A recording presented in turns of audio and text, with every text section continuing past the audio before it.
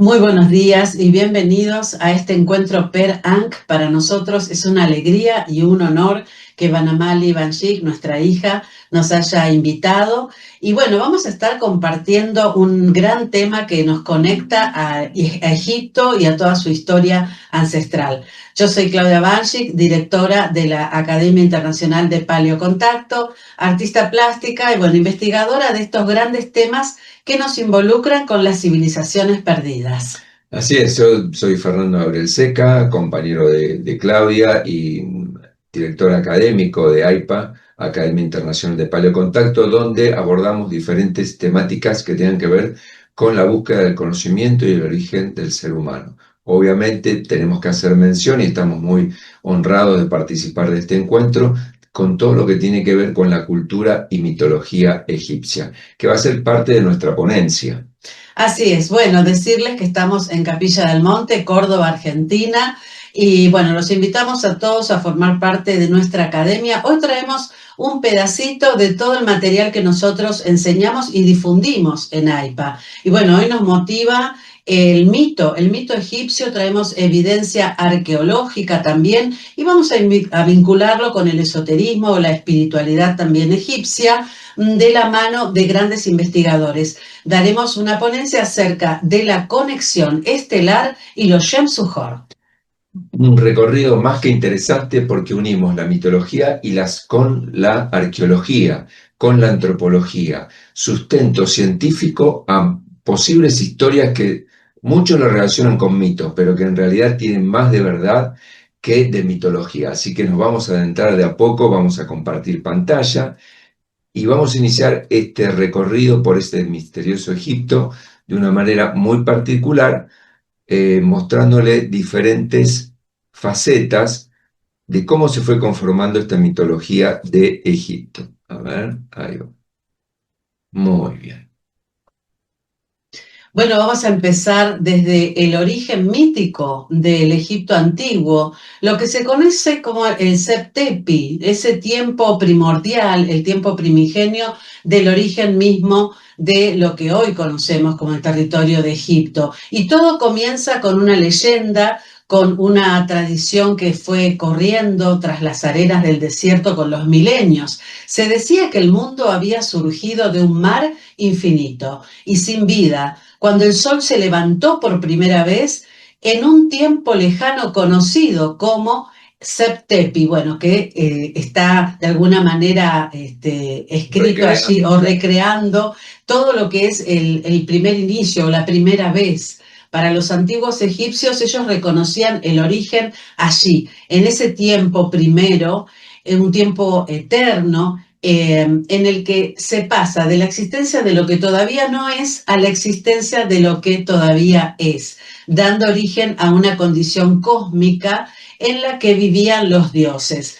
Nosotros siempre hacemos hincapié, Fernando, en nuestra academia, a nuestros estudiantes, acerca de un concepto que es la cosmogonía. La cosmogonía es el origen de la creación de un mundo y todas sus cosas, todo lo que pertenece a ese mundo. La relación del hombre con lo espiritual, con lo inacible, con aquello que lo considera mágico, ¿no? Así es. Así manifiesta sus creencias. Exactamente, y en ese contexto vamos a hablar de esos dioses mitológicos, los dioses creadores. Y es muy interesante este concepto del tiempo eterno, de la no existencia de lo que todavía no es a lo que es, ¿no? A la existencia de lo que todavía es. Es decir, de esa potencialidad a un algo concreto, ¿no?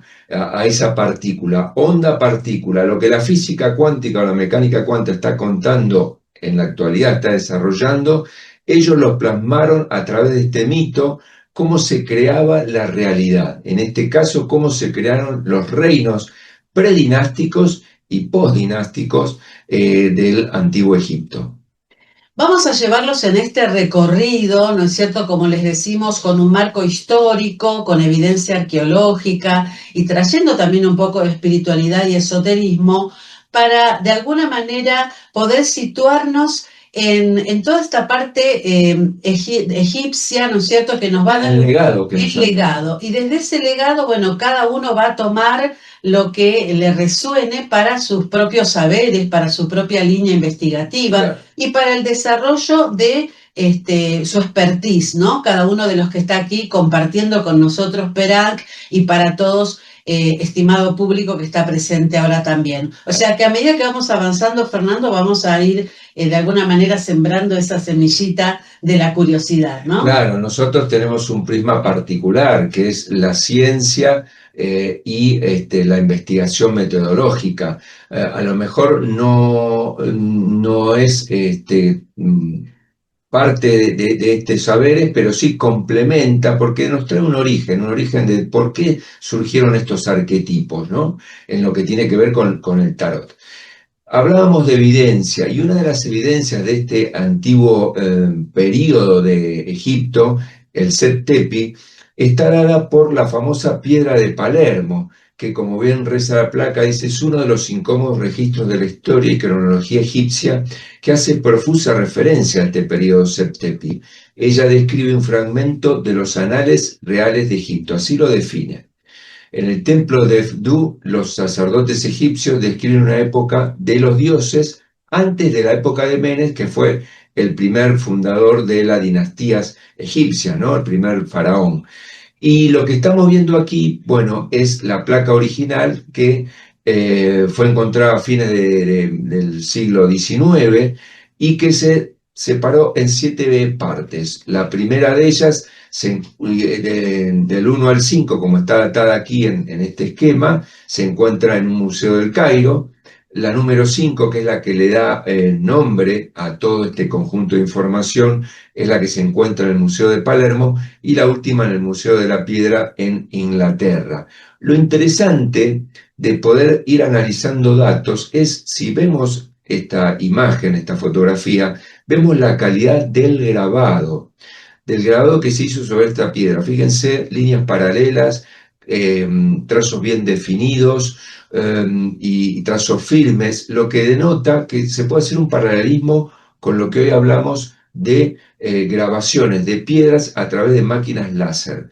Acá nos está hablando de una tecnología que no concuerda con lo que la historia oficial nos habla de que los egipcios trabajaban con metales como el cobre o el bronce, mucho más débiles que el basalto o el granito que en otros monumentos se han encontrado en Egipto. Así es. Y bueno, vamos a avanzar entonces en esta evidencia de la piedra de Palermo junto con otras.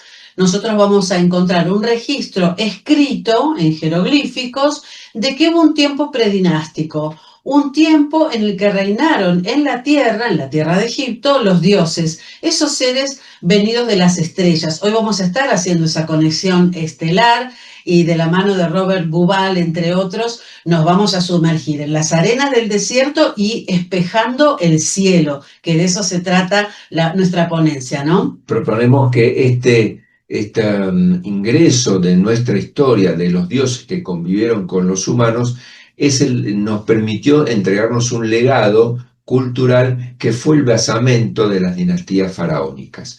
Volviendo a la piedra de Palermo, podemos hablar de que la misma, antes de partirse en fragmentos, medía aproximadamente unos 60 centímetros de ancho y 2,1 metros de alto. El trozo denominado piedra de Palermo tenía una forma irregular de 43,5 centímetros de alto por 25 de ancho y 6,5 centímetros de grosor. En el mismo, como podemos ver, lleva una inscripción en 6 bandas horizontales con jeroglíficos que se leen de derecha a izquierda. Esta es una forma de lectura que hemos heredado, ¿eh? En el mundo occidental leemos de esa manera. En la primera se enumeran los nombres de los reyes predinásticos del Bajo Egipto. En la siguiente se disponen en 2 registros los nombres de los reyes y los anales reales, es decir, los acontecimientos principales de cada año de reinado de los faraones de la primera a la cuarta dinastía ordenados cronológicamente. ¿Qué datos que nos está entregando esta piedra? Claro, junto con otras evidencias arqueológicas vamos a ir avanzando y vamos a ir viendo cómo aparecen también en estos primeros registros, estos registros que dan cuenta de ese tiempo primordial, el Sept Tepi, el tiempo en el que se origina todo. ¿Y de dónde vienen estos dioses, no? Bueno, acá en la placa es fantástica esta fotografía, Fernando, de la piedra Ben Ben, que para muchos seguramente han escuchado hablar de ella, una piedra que para nosotros, desde nuestro expertise de paleocontacto, de investigadores de la temática ufológica, se imaginan que hacemos un paralelismo con todo lo extraterrestre, lo que viene de fuera de la Tierra, por decirlo así. Y bueno, para el mito egipcio, justamente, esta piedra cayó del cielo, vino como un legado, como un regalo de Amón-Ra, del sol mismo, ¿no? Exactamente. Según la mitología egipcia, la piedra Ben-Ben era un vehículo que utilizaba el dios Atón de toda la creación para viajar de ida y de vuelta entre los cielos y la tierra. Además, una de las historias agrega que una piedra Ben-Ben descendió de los cielos y de ella surgieron los primeros dioses creadores y comenzó así la civilización egipcia, ni más ni menos, Sí, ¿no? este mito de una pareja de creadores se da en distintos lugares del mundo, también aquí en nuestra cultura inca nos habla de Manco Cápac y Mama Ocllo, ¿no? Y en otros lugares también, siempre hay una pareja iniciadora que trae la vida y trae el conocimiento. Con respecto a esta piedra Ben-Ben, en el mito egipcio del origen del mundo surgió de las aguas del caos, llamado Nu, es decir, era una potencialidad. Y además que lo primero que apareció fue un montículo con forma de pirámide llamada Ben-Ben. De este montículo inicial nació el sol, personificado en los dioses como Ra, Kepi o Atón, que allí vivía en su interior, fíjense, y salió para crear Egipto. Podemos hacer una especie de paralelismo entre el descenso de una supuesta nave o vehículo, y desde allí este dios creador empezó a desarrollar la civilización en todo lo que es alrededor de la costa del Nilo. Esta pequeña piedra sagrada se guardaba en el templo solar de Ra, en Heliópolis, la ciudad del sol, y se cree que fue modelado para los obeliscos y las pirámides.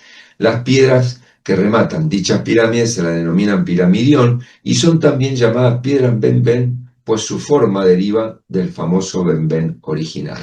Claro, hay que destacar varias cosas, ¿no? Podríamos estar hablando horas y horas del Ben-Ben porque es un tema que a nosotros en particular nos apasiona. Hoy vamos a ir más por el lado de las estrellas, pero ahí les dejamos el bichito de la curiosidad para que sigan investigando. ¿Por qué los antiguos egipcios representaban esos dioses dentro de esta piedra cónica? Claro. Que salieron desde allí para crear la vida y para ordenar la cosmogonía en Egipto, ¿no?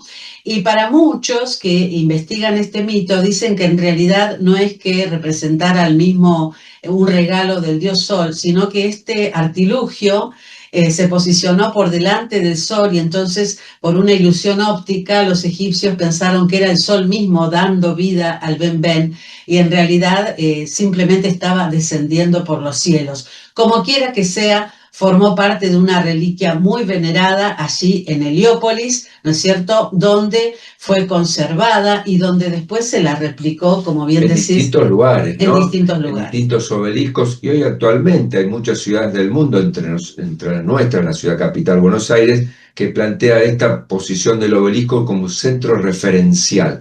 Para ellos, desde el piramidión salían los obeliscos representaban los rayos del sol que bendecía la tierra. Y como dato de color, fíjense nuevamente el tallado en esta piedra de basalto, ubicada, si lo ubicamos en la cronología oficial, no tenemos tecnología que pueda hacer este tallado tan perfecto como si fuera una máquina láser actual, ¿no? Acá vemos que hay un mensaje encriptado que es quiénes y con qué tecnología hicieron estas piedras.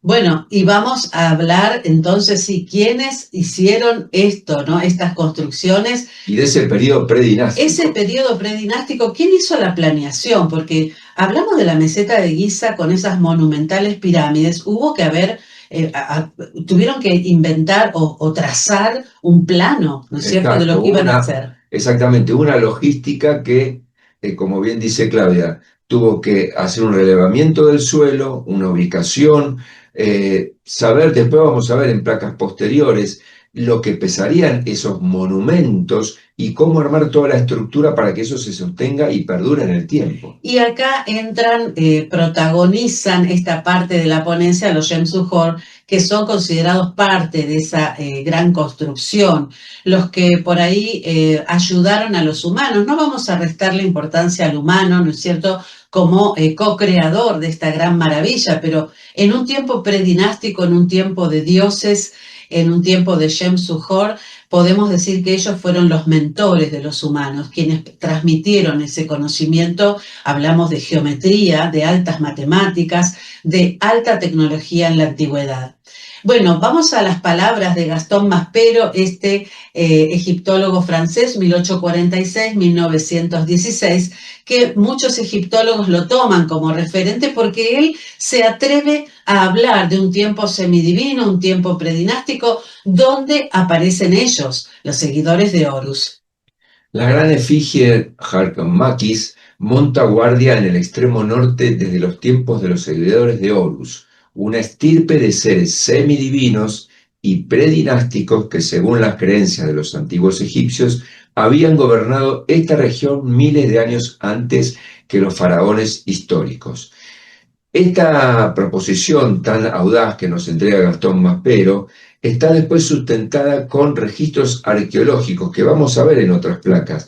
Existió este periodo donde estos semidioses, que eran seguidores de Horus, los que lo denominaban los brillantes por su conocimiento, seguramente por su vestimenta, eran los semidioses. Es decir, esto sucedió antes que se unificara el Alto y el Bajo Egipto con su nueva capital Memphis, donde existió la escritura y se registró lo sucedido. Esta historia verdadera, o esta historia que la egiptología oficial nos presenta como que sucedió entre el periodo 3000 a 3500 años antes de Cristo, no tiene nada que ver con la historia de los Sensujor. La verdadera historia de Egipto comenzó hace unos 35.200 años antes de Cristo, según las evidencias arqueológicas encontradas por René Adolphe Schwaller de Lubix, un gran arqueólogo y esoterista francés, en los templos de Karnak, y por Émile Amelieu, quien realizó estudios sobre relieves que mostraban extraños seres de características antropomorfas, pero con enormes cráneos. Enfrente de estos seres se encontraba escrita la leyenda, los famosos Sensujor. Claro, y estos relieves, ¿no es cierto?, que forman parte de la evidencia arqueológica de las cuales hablamos en esta ponencia, es a través de estos relieves y de toda la escritura, los textos que se encuentran en las pirámides, la piedra de Palermo, el papiro de Turín y demás, nosotros vamos a hacer ese hilo conductor que nos lleva a la conclusión de que sí existieron, que en un tiempo fueron reales, y que los egipcios más modernos, por decirlo así, se tomaron el trabajo de dejar un registro de esto, claro, de este legado ancestral, para que las futuras generaciones recordaran a los que estuvieron en el principio, en el Septepi. Exacto, esto es un caso similar como pasa en Teotihuacán, ¿sí?, donde los teotihuacanos dejaron un legado que después fueron asimilados y utilizados por otras etnias. Lo mismo pasó con el imperio inca en Sudamérica. Ellos no construyeron Sacsayhuamán, ni tampoco el fenómeno de Machu Picchu. Toda la región. Toda la región. Muy bien. Vamos a las referencias arqueológicas de este periodo tan particular donde estuvieron presentes los Sensujor. Adelante. Claro, y bueno, acá tenemos un listado, Fernando, que lo pusimos sintéticamente, ¿no es cierto?, para no extendernos tanto en los datos, pero a modo de conclusión, miren, en todos estos lugares, en los templos, en los textos que están en las pirámides, hay registro, aparece la palabra Shem-Suhor, se habla de ellos, los que estuvieron en un principio, los seguidores de Horus, los brillantes, los alados, en la piedra de Palermo, como vimos antes, listas de reyes del templo Seti, primero en Abidos, la obra de Manetón, también historiador egipcio, ¿no es cierto? También los relieves del templo de Horus en Edfu, es decir, hay mucha información. Acá vemos justamente en esta fotografía este listado, ¿no es cierto?, de dioses antiguos, donde es la lista de los abuelos, se la conoce así, es decir, los que precedieron, los que estuvieron en ese tiempo primordial, Y cuando en el bajo relieve nosotros vemos las manos hacia arriba, eso quiere decir que es en señal de alabanza o de veneración, en este caso, ¿no es cierto?, a los que precedieron, ¿no? A los que de alguna manera estuvieron en ese Estuvieron tiempo. presentes, claro. Es muy importante, por ejemplo, la obra de Manetón también, que, como decía Claudia, un historiador egipcio con una visión, una impronta griega, porque él recibió el legado, la información en un periodo dinástico, y fue aceptada toda esta información como historiador del reino, ¿no? De los faraones egipcios. Entonces, tiene esta validación en el tiempo. Más allá de todos los registros arqueológicos, como el papiro de Turín, que también los nombra uno por uno, cada uno de los Shensuhor que reinaron en el Egipto predinástico. El mito de los Shensuhor se refiere a una línea de reyes divinos que gobernaron Egipto antes de la unificación dinástica.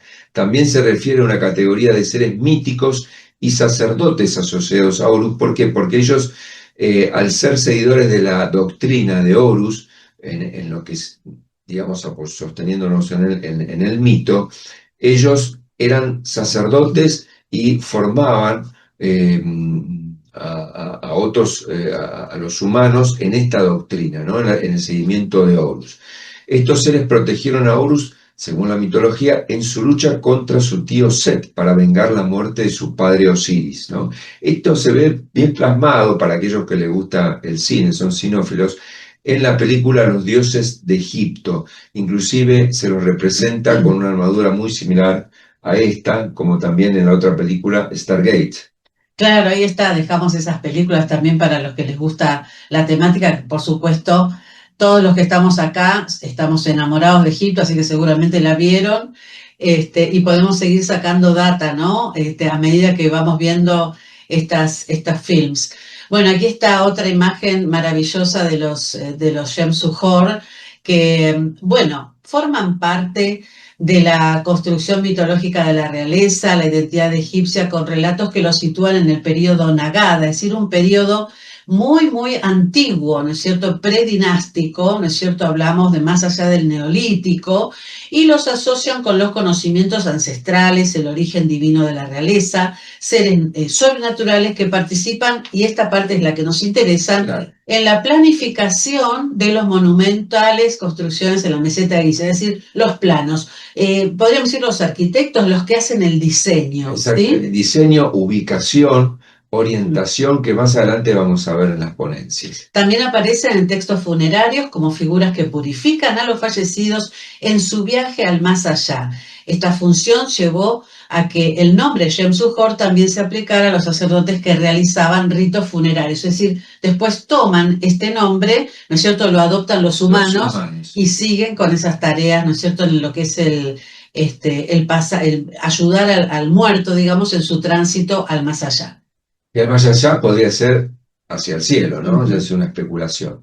Después que Horus venciera a Set y recuperara el trono de su padre Osiris, la tradición sostiene que Horus entregó el gobierno a los Shensuhor, quienes fueron los primeros reyes del periodo predinástico. Es decir, este dios, Horus, dejó de reinar en toda esa zona de Egipto y entregó el legado a los Shensuhor, como unos gobernadores de esta zona. Las leyendas describen un Egipto predinástico exuberante bajo las alas de los Shensuhor, un periodo de espiritualidad y sabiduría guiada por Horus, donde vamos a ver cómo se va a ver plasmada en estas construcciones megalíticas todo este conocimiento, ¿no? Toda esta tecnología, este desarrollo intelectual que era muy distante a los nativos que vivían a las orillas del río Nilo. Acá vemos en el bajo relieve los Shem-Suhor, ahí están ellos, lo que veíamos en ilustraciones, ahora lo vemos en una evidencia arqueológica. Muy bien, y ahora pasamos a otro tema que tiene que ver, todo está concatenado, lo hemos armado de esa manera para tener un hilo conductor que nos lleve a comprender qué era lo que generó el Egipto que hoy conocemos desde la vía oficial, pero que también hay otra historia, otro camino paralelo, que es la historia no reconocida por el establishment. Y este señor Robert Bauval fue un gran puente que permitió que digamos, el basamento científico tomara en consideración todas las hipótesis de esta otra historia, de estos dioses, estos seres venidos de las estrellas. Robert Bauval es un ingeniero civil y escritor que vive actualmente, nacido el 5 de marzo de 1948 en Alejandría, en Egipto. Desde muy joven se interesó por la egiptología y en la década de 1980 inició una investigación sobre las pirámides de Egipto que intentaba combinar la astronomía y la historia. La arqueoastronomía se denomina, es una disciplina. Ha publicado numerosos artículos sobre este tema y varios de sus hallazgos han sido presentados en el British Museum. Por eso, una persona que no viene de la rama de la arqueología, de la formación de la arqueología o la egiptología, presentó evidencias irrefutables para esta conexión estelar entre el Egipto antiguo y los dioses. Se encuentra dedicado desde el año 79 al estudio del significado de las pirámides, interesado, y esto es muy importante, ya no tanto en el cómo la hicieron, sino, que es lo que nos atañe a nosotros, a todos los que estamos en este evento, sino en el por qué fueron construidas y cuál pudo haber sido el origen de las mismas.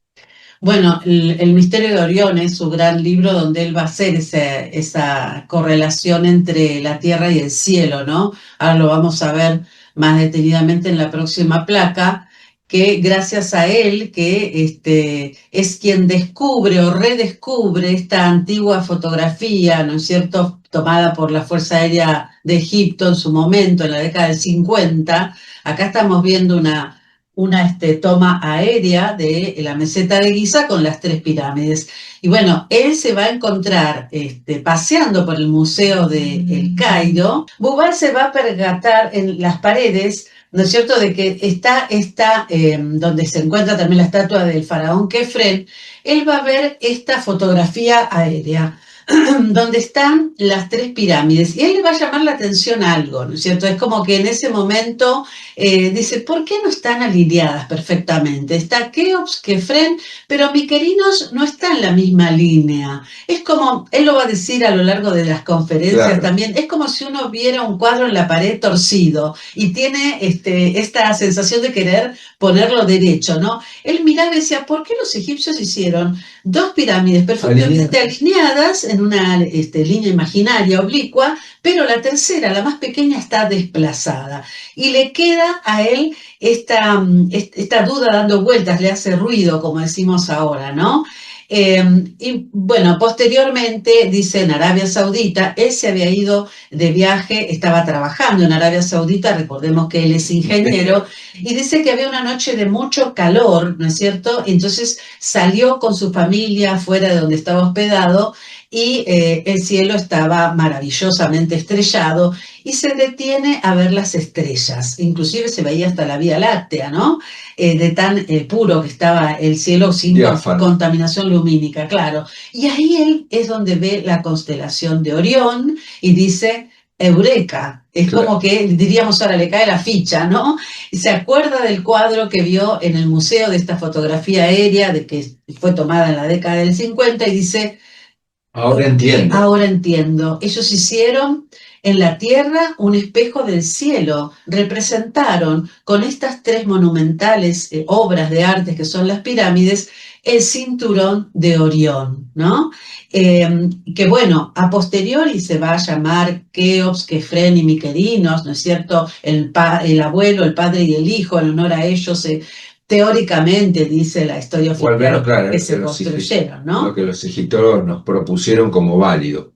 Este trabajo, esta investigación, este encuentro que tuvo, esta epifanía, fue expuesto al público especializado en el año 1989, cuando escribió para la prestigiosa revista egiptológica londinense Discusiones en Egiptología, un artículo que llevaba por título El plan maestro para el basamiento en la configuración de las 3 pirámides de Giza sobre las 3 estrellas del cinturón de Orión. A partir de allí, luego publica su famoso libro, El Misterio de Orión, y empieza su trabajo que continúa actualmente, complementado por el de su hermano. Aquí vemos que es arquitecto y él encuentra, sobre todo en la pirámide de Kefren, así como se hallaron en la pirámide de Keops, algunos patrones matemáticos, como Phi o la orientación norte de las pirámides, que nos entrega mucha más información desde el punto de vista matemático. Aquí podemos ver, por ejemplo, en esta placa, lo que Robert Bulbal encontró en su momento, ¿no? Que es esta alineación de las tres estrellas que se encuentran en el cinturón de Orión: Alnitak, Alnilam y Mintaka, ¿no? Cada una con una correspondencia en las pirámides que se encuentran en la meseta de Giza, ¿no? Claro que sí, bueno, y acá es la parte central de nuestra ponencia, ¿no? Cuando les proponíamos esta conexión estelar, es decir, que desde el tiempo del Septepi, el tiempo de la cosmogonía, del origen de toda esta narrativa egipcia, nosotros nos encontramos que hay una conexión profunda con el cielo, con las estrellas, con el espacio profundo y con estos seres divinos que nosotros sostenemos que vienen de allí, que vienen de las estrellas. Y Bubal también lo va a decir que hay una conexión también arquitectónica, podríamos decir, entre las las pirámides y estas estrellas. Exactamente, porque los sacerdotes humanos anteriormente eran geómetras, se los denominaba así. Ellos, a través de las geometrías, explicaban la existencia de Dios, del uno, y cómo después se iba plasmando su creación en 2, en 3, en 4, el número Phi, el número áureo. Todo eso lo relacionaban, ¿por qué? Porque tuvieron un legado a través de los Shem-Suhor. Bueno, acá está bastante bien desarrollado en la placa, vamos a sintetizarlo un poco para que ustedes puedan después también, eso es un poco motivarlos, ¿no es cierto?, en esto de la investigación de estas temáticas que a nosotros nos encanta, porque Bubal, ¿qué va a hacer, Fernando? Va a ir diciendo, bueno, para empezar, lo que se conoce como los canales o los conductos de ventilación no son tales. Son tales, esto no eran tumbas, por supuesto, es una máquina, un procesador energético, como quieran llamarle, pero no tiene nada que ver con una tumba como podríamos conocer nosotros en la actualidad, ¿no? Y esos conductos estaban perfectamente alineados, aquí lo vemos en el dibujo, con diferentes constelaciones, ya vimos con Orión, pero también con Sirio. Con la estrella alfa de la constelación Dragón, llamada Tubán, también con la estrella Zeta Orionis, la cámara del rey, mientras que la cámara de la reina estaba ubicada, obviamente la encontramos debajo de la cámara del rey, y orientada su canal norte hacia la Osa Menor y el canal sur hacia la estrella Sirio. ¿Podríamos hablar de que este es un mapa estelar? Claro que sí, tal cual. Y además hace el paralelismo, ¿no es cierto?, con los diferentes dioses en todo lo que es el panteón egipcio y cómo de alguna manera se van a identificar, ¿no? Dice, los canales de la cámara de la reina están ubicadas inmediatamente debajo de la del rey. También ofrecieron sorprendentes descubrimientos a nuestro investigador. El canal norte estuvo orientado en esta fecha hacia la Osa Menor y el sur hacia la estrella Sirio. Sirio, que es la más brillante de la constelación del Can Mayor y una de las más importantes del panteón egipcio porque se identifica a Sirios con Isis, ¿no? La esposa de Osiris. Lo del Can Mayor, ¿no es cierto?, donde destaca Sirio, lo vamos a encontrar, no vamos a entrar ahora en detalles, pero en muchas civilizaciones, no solo en la egipcia. Es decir, hemos tenido visitantes estelares de muchas constelaciones, pero hay una constante con respecto a Orión y con respecto a Sirio. Así es. Robert Bubal siguió investigando y si bien el programa informático decía que la fecha del 2500, 2475 antes de Cristo era excelente para poder identificar a la meseta de Giza con la constelación de Orión y la orientación de los mal llamados canales de ventilación de la cámara del rey y de la reina en la Gran Pirámide, entendió que había una fecha mucho mejor que reflejaba esto, y mucho más antigua. Se está hablando del año 10.500 antes de Cristo, tomando en esta ocasión como eje principal de su análisis, de su estudio, la Esfinge de Gizeh y la Gran Pirámide. Es decir, combina estas dos construcciones. Entonces Bubal especulaba con la posibilidad de que estos monumentos hubieran sido construidos en algún periodo cercano al 10.500 a.C. Si bien en esta fecha todas las correlaciones astronómicas se daban con mayor precisión, había un último detalle que le parecía dar más fuerza a esta datación, y es la esfinge de la meseta de Giza, ya que en esta fecha ella estaba orientada hacia la constelación de Leo. ¿Sí? Es decir, cada monumento que los predinásticos erigieron sobre la faz de la Tierra tenía una correlación con el cielo. En los templos de Karnak y de Luxor vamos a ver esa avenida flanqueada por carneros, que muchos definen que fue hecha en la época de Aries. Entonces vemos cómo van construyendo en función de cómo se planteaba el cielo en ese momento. Todos estos datos nos remiten con claridad a la era de Leo, que abarcó desde el 10.970 hasta el 8.819 a.C. Se trata de auténticos indicios en los que vemos reflejados tanto lo vemos en la esfinge como en la figura de un león, en la orientación astronómica alrededor del 10.500. Esto también estuvo sostenido, esta teoría, por dos geólogos, West y Schoch, en la década de los 80, donde ubicaban a la esfinge de Giza temporalmente en la fecha aproximada a la que planteó Bobal, donde ellos propusieron que en algún periodo la esfinge, por estas ranuras que vemos en laterales y frontales, estuvo sumergida bajo agua, y eso fue una oración por las olas de ese lago. Claro que bien, claro que sí.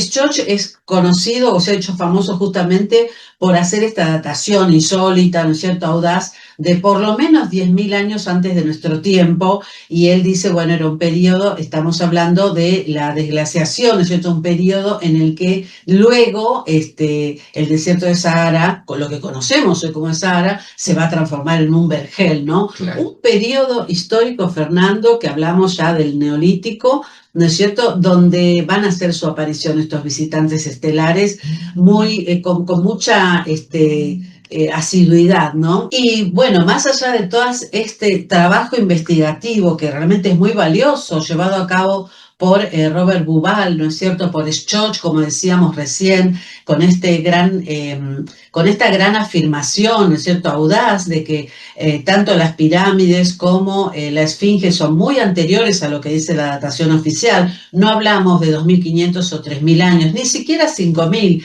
Ellos dicen 10.000 años como mínimo antes de nuestro tiempo. Durante este año 2025 hemos tenido noticias que vuelven a sembrar la curiosidad y la duda con respecto a la datación que teníamos, ¿no es cierto? Porque estos nuevos descubrimientos van a situar la construcción de estas grandes pirámides en la meseta de Giza mucho más atrás en el tiempo. Restos de una ciudad subterránea debajo de las pirámides de Giza. La afirmación procede de un estudio que utilizó pulsos de radar para crear imágenes de alta resolución en las profundidades del suelo. Y vamos a estar hablando del grupo de los italianos, ¿no es cierto? Vamos a hablar de Corrado Malanga, bioquímico, ufólogo de la Universidad de Pisa, también de Filippo Biondi, ¿no es cierto?, que es el científico del equipo, especialista en radar, de la Universidad de Strathclyde y de Armando May, que se va a ocupar de toda la parte histórica y antropológica del tema. Pero quiero decir que antes de este equipo italiano, que es el que trae esta novedad, hay otros, ¿no es cierto? Hay grupos, por supuesto, ingleses, franceses, estadounidenses, por supuesto, japoneses, que ya habían hecho incursiones, los españoles también, que habían estado y están trabajando en Giza. Ahora, ¿qué nos diferencia de este equipo, y por eso los traemos hoy a nuestra ponencia? Es que ellos no van a hacer exploraciones de campo, no es que estén en Egipto. En superficie. Ni siquiera, ¿no es cierto?, porque aparte no se les permitiría hacer estas excavaciones, lo que vamos a estar hablando hoy. Utilizan lo que se llama protocolo Biondi, que a través de radar, ahora Fernando nos va a explicar, ellos logran descubrir todo esto bajo la superficie de la meseta de Giza. Exacto. Innovación técnica denominada SAR, a través de radares que están orbitando en nuestra atmósfera terrestre, lo que emiten son imágenes tridimensionales del subsuelo terrestre, es decir, lo que hay por debajo de la Tierra. generada por sutiles vibraciones que emiten los satélites combinadas con movimientos sísmicos naturales que reflejan el terreno. Es decir, el satélite emite una onda, esa onda refleja en un programa de computación, lo que ustedes están viendo acá, estos canales, estas columnas, que es un poco lo que comentábamos recién. Evidentemente ha existido una estructura inferior a las pirámides para poder sostener semejante peso de esas construcciones megalíticas, porque aparentemente el suelo natural, esta arena, tiene una tensión, se llama, una fuerza sobre superficie limitada, que no podría dar sustento ni a la pirámide de Keops, de Kefren ni de Miserino. Se la denomina protocolo Biondi porque esta tecnología fue, digamos, particularizada justamente por él. Él generó de un software general, generó un software particular justamente para hacer este tipo de investigación. Es una investigación en base a información fonónica, es decir, a información de ondas de sonido que permiten detectar vibraciones milimétricas con una profundidad de hasta 600 metros. Claro, y bueno, acá volvemos al tema de los Yemsujor, los que habitaron en ese tiempo, ¿no es cierto? Los que vinieron en el tiempo del Sep-Tepi, y ellos como grandes arquitectos construyeron esto por debajo de las arenas del desierto. Hace apenas unas semanas tuve el gusto de entrevistar a Giacomo Renato Longato, también a Débora Golster, investigadores, uno peruano y la otra argentina, que han estado en contacto con este grupo de italianos, ¿no es cierto?, con Filippo Biondi, con Armando May, y ellos me decían, sí, realmente hay mucho más que ellos están descubriendo a través de este protocolo Biondi y del sistema satelital que utilizan, con el recuento de todo lo que hay debajo de las pirámides. Ellos están en este momento trabajando sobre Kefren, ¿sí? Que sería la que se sitúa en el medio, por decirlo así, ¿no es cierto? Pero especulan, porque están haciendo también trabajo de campo en todo todo satelital, ellos, ¿no? se enfocaron en una porción Sí. de una gran superficie que hay extendida por debajo de las tres pirámides, ¿no? Claro. Acá estamos viendo algunos conceptos como para tener una idea. Estos pozos verticales, que podrían ser algún tipo de columna, tienen un diámetro entre 10 y 12 metros y una longitud de aproximadamente 650 metros para seguramente descargar todo ese peso en un suelo rocoso, con mucha mayor capacidad de sustentación que las arenas del desierto, ¿no? Y nos plantea esta placa, bueno, un esquema de cómo estaría conformada esta estructura, ¿no?